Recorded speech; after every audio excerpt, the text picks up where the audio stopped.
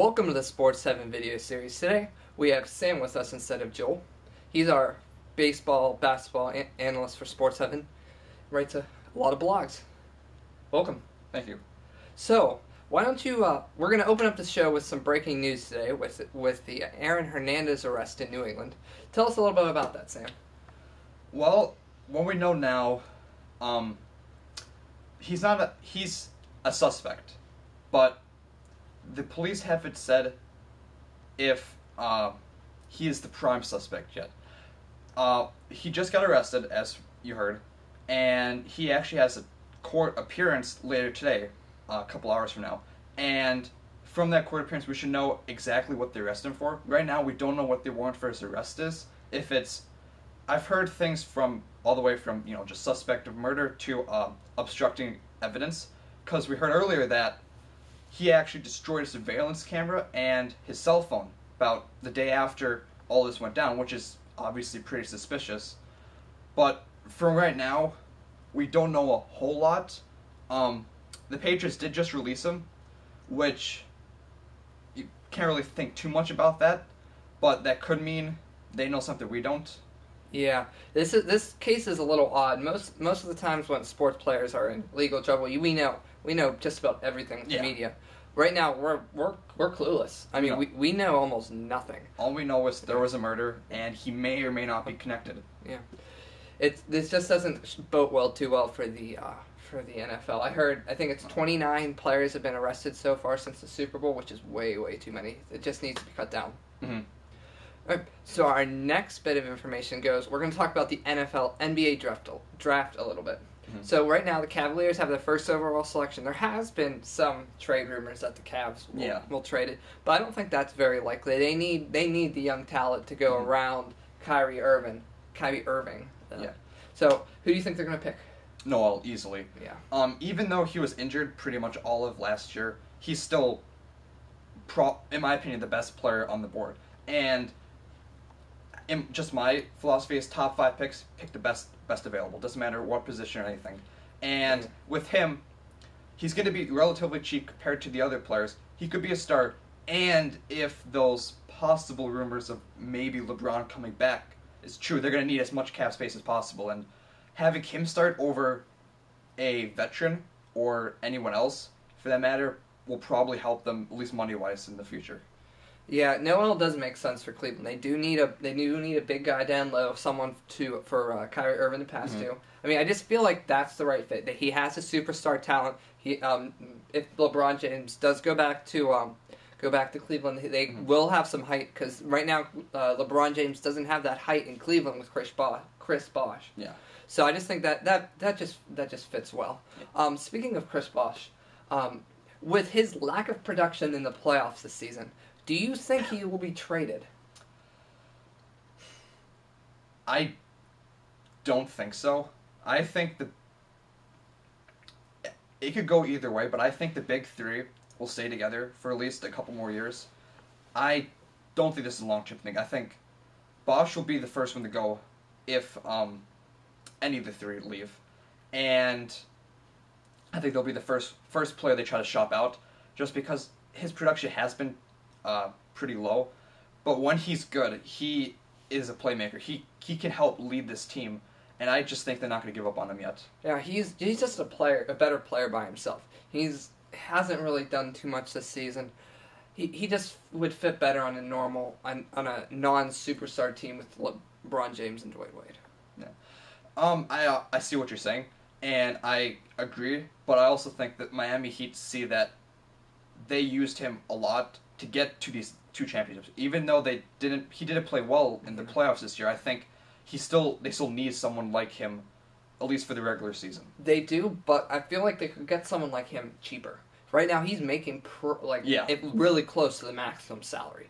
He either needs to take a pay cut, or they need to bring someone in cheaper. Which, I mean, I don't think that's going to happen this season. Right after they win a championship, they're not gonna toy with their roster that much. I mean, I just heard they're bringing Mario Chalmers back. They're extending they're taking his option up. They're not going to toy with the team too much, because they're winning. Yeah. But as soon as they don't win that title, as soon as they lose in the playoff, I expect Chris Bosh to be gone and brought back Another center that maybe is a little bit more productive and a little bit cheaper. Yeah. So, continuing with the trade news in the NBA, there's been a lot of rumors about Paul Pierce being moved from the Celtics this season. What's your take on that? Well, we've heard two teams that have been rumored around. That's the Bucks and the Cavaliers. I don't think he'd want to go to the Bucks. I think he'd be traded. Okay, and he doesn't have a whole lot of say in it, but he does have some pull, and he only has a couple years left. You have to admit, he's gonna want to go somewhere where he can contend for another title. The Bucks aren't that. The Cavaliers, maybe not this year, but 2 years from now, they could be someone that could be a 3 or 2 seed in the playoffs and actually have a legit chance of making the NBA Finals.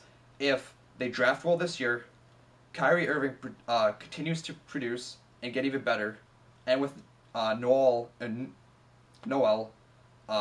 if he becomes the superstar we think he might be, that could be a good fit. Yeah, the Cavaliers definitely feel like a good fit for Paul Pierce. He could be that veteran leadership they need. They don't have any like older players. They have Kyrie Irving, who he has amazing talent, but he doesn't have that experience. If they draft Noel, he won't have an experience. Paul Pierce has the experience of winning a title. He's experienced going deep into the playoffs, and I just feel like that's the fit. I mean, especially and then in a year or two after, if say Paul Pierce retires in 2 or 3 years with the Cavs, that will then have a nice leeway, even if LeBron goes back to Cleveland. Yeah, and with Paul Pierce, he doesn't have to be the star in Cleveland. They already have good players there. He doesn't need to be the guy. He could be, his name will make him a star, but he doesn't have to play like LeBron James or any player like that to be very productive and help the team go deep into a playoff. Yeah, he could be similar to Ray Allen for the Heat. He can be maybe not a bench player, but maybe a little bit more of a role. But he could have the same impact. Yeah, he wouldn't be a bench player, but he doesn't have to have all those minutes, and he doesn't have to have all those points. The veteran leadership and just his skill that he has already will be greatly used. Yeah. I feel, Cleveland seems like the best spot, especially after a great career in Boston. Cleveland, it's a good spot. Yeah. So, moving on to the MLB. In the past couple weeks, a new phenom has emerged, Yasiel Puig with the Dodgers. Right now, he is hitting .240. He has 420. 420. He has 7 home runs, and he has about a 1.7 OPS. Amazing numbers. Oh, yeah. Now, the question is, should he be an all-star? Yes, but it will be either in the final vote or the manager pick. Obviously, he's not going to win in the main voting now. He came into the league way too late. He's not going to get anywhere close to the votes needed. So he's not going to get into the All-Star game that way. He's not going to start. So the only way is if he gets in the final vote of those 5 players at the end of the voting, or the manager's pick. If he's going to get in, I think it's going to be the final players vote, only because the managers of the All-Star game tend to pick a player from their team from the final vote, or final manager's vote, and I see when a name like that comes up on the players vote, people are just going to be voting and voting and voting, kind of like with a Bryce Harper or Mike Trout type of player. He's getting all the hype. They're going to see his stats. Even the non-educated baseball fans will see he's batted like .400, which is not going to stay this season. But for now, that's just going to pop out of the screen, and people are just going to be voting and voting and voting for him. Now, do you think, he's a very popular player, but do you think he deserves it? I think so. I don't think he should start, or maybe be a second string.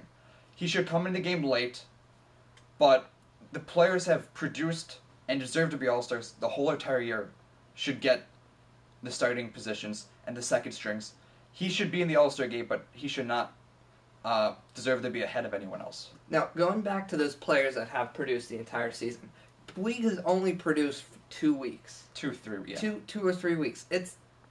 I just don't understand. I don't see how someone who's only produced for 3 weeks. Say you're a really big fan of the Brewers, so say Ryan Braun has a horrible April and May, okay? And he starts June, has an amazing 3 weeks. He's batting like .500, has very similar stats to Puig, okay? So even if I know the fan votings that's Yeah. crazy, but do you think he would deserve it? Even though maybe he bats 150 with 2 home runs April and May, and then he goes really hot in June. Do you think Ryan Braun would deserve an All-Star bid? I think that's a good question. That's a nice analogy. I could totally see how people think he would not deserve it just because he's only produced for this long, but. And the minor leagues are obviously a totally different skill set. But what he's done so far in the MLB is just amazing. He's playing pretty much like the best player in the MLB. This isn't going to stay, but for right now, he's playing like Mike Trout did at the beginning of last year. And I just don't see how he shouldn't have been the All-Star game. Unless we see a significant drop-off from now until like whenever the All-Star game is in the second week of July, I think he should be. It's not his fault he's been in the minor leagues since the beginning of the year. So, I just don't feel like it's fair to the other players who've been playing for 3 months now to have someone come in within 3 weeks and just destroy their chances of getting in. I feel like the veteran players should have the better shot. Mm-hmm. Maybe next year would be better for Puig. Yeah. So moving on to the another All-Star game topic, the starting pitchers for both teams, starting with the NL. We Sports Heaven has composed a list of the 3 top starters we feel in the NL. One is Clayton Kershaw with the Los Angeles Dodgers. Yeah. The other one is Matt Harvey with the New York Mets, and then a surprise candidate with the Pittsburgh Pirates, Jeff Locke. Yeah. Kershaw, he's pretty much playing like Kershaw has played his whole career. Has like a 2.06 ERA.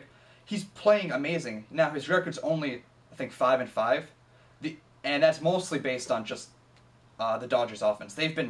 I wrote an article on this earlier. Their offense has been god awful, and with their injuries, they have not been scoring runs. Now that's changed lately, especially with Puig coming up from the minors. But I don't think you should look at his win-loss all that much.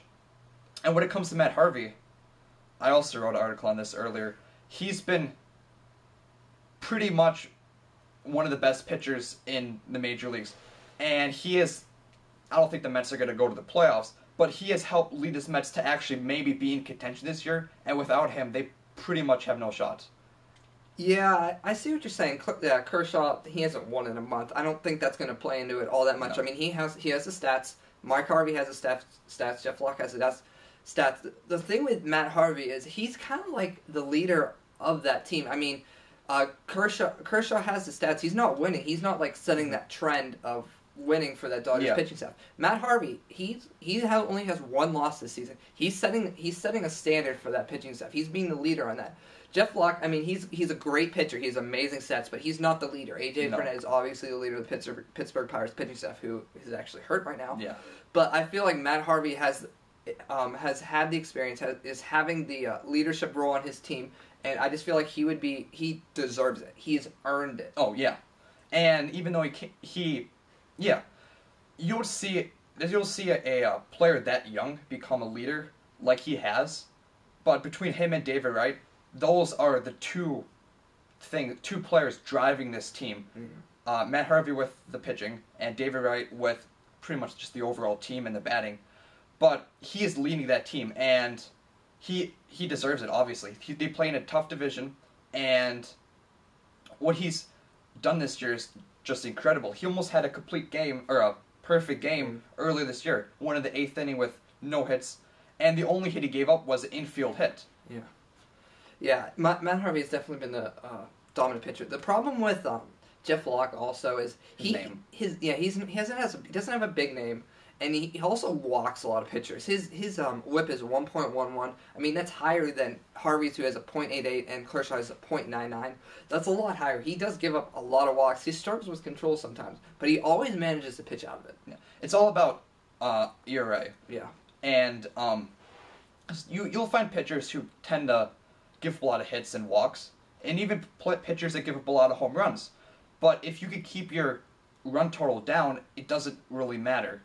The issue with a high whip is you tend to have higher pitch counts because you're walking batters or giving up hits. Yeah, and you don't go that far in the games. Yeah. But I think he deserves it, but he's not going to make it just because of his name, and pretty much his name, I think. So you have Matt Harvey starting? I have Matt. I think he'll start.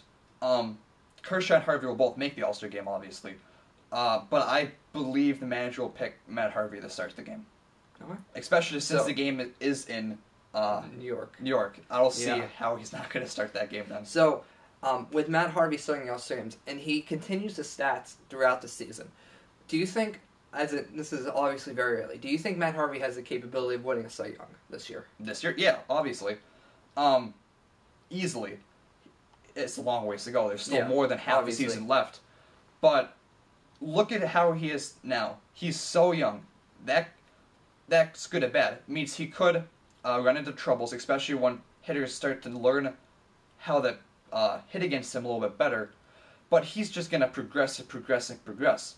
You saw him early in the season. He came out really good, but if you watch each start during the season, he's slowly getting better. The little things that he had wrong at the beginning of the season, he's fixing those. Yeah, he's definitely learning. Yeah, he's learning big time, and he's not scared of the pressure. You'll see him pitch in close games and not give up any runs.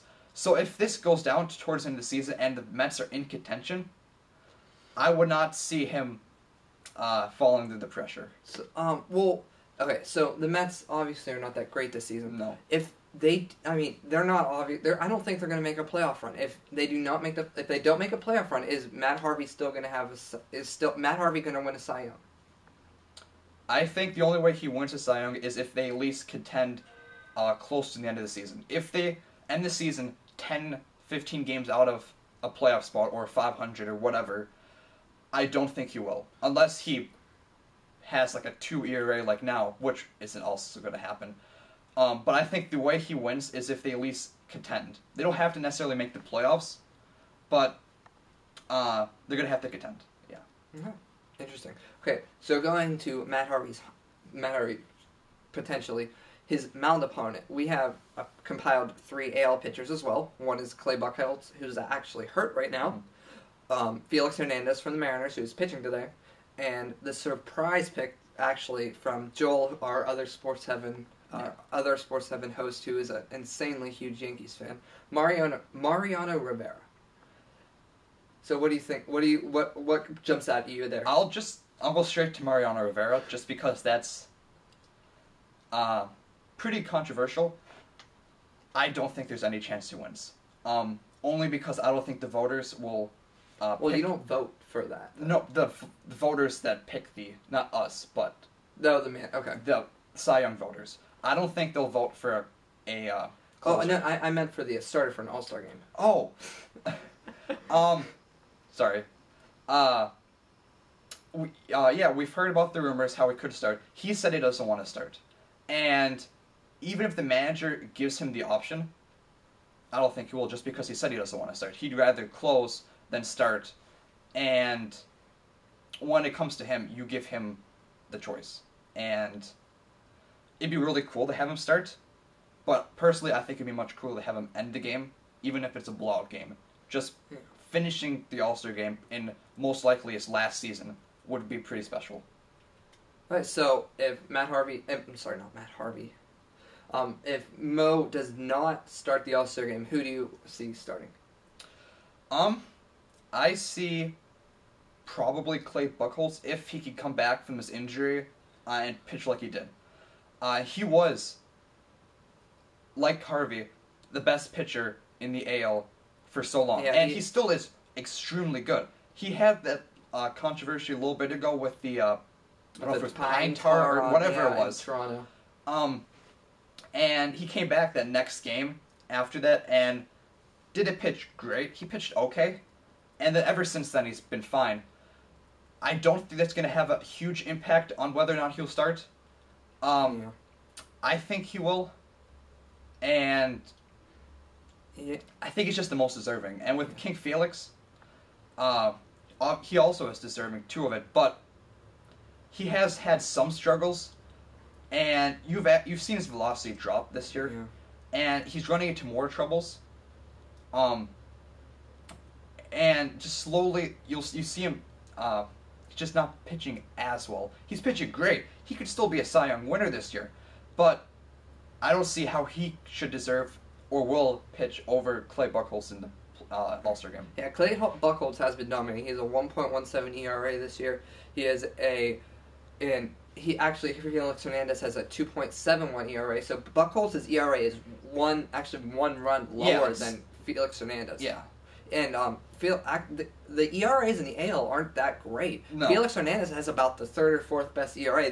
The pitching in the AL is not that great this year. No, but you also have to look. The hitting in the AL is also much better than National League.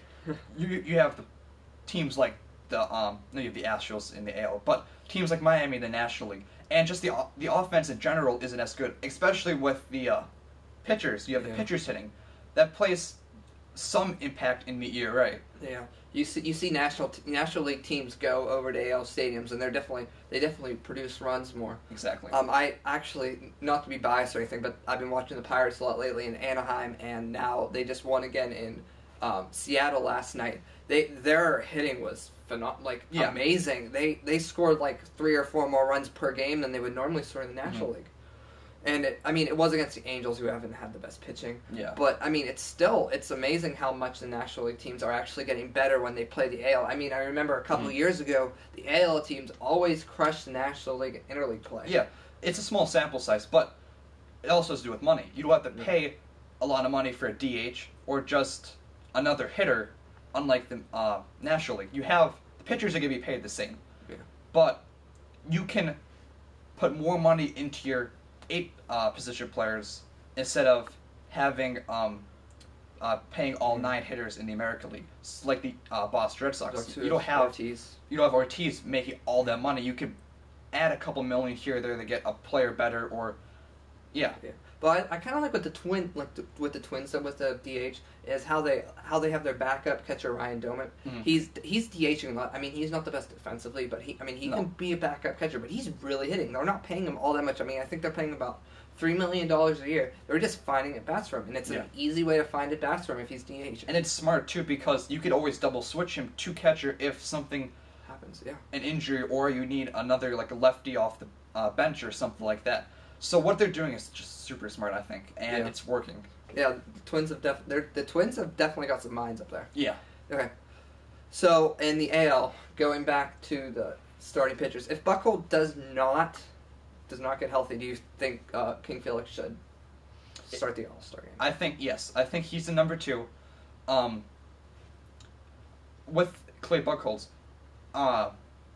his injury, he should be able to come back and still be the same. It's not an arm injury like we thought at first. It's like, I think it's a neck injury or something down here, where I heard it shouldn't affect his pitching. He had a couple of bullpen sessions, I think yesterday and 2 days ago, and those went smoothly from what I heard.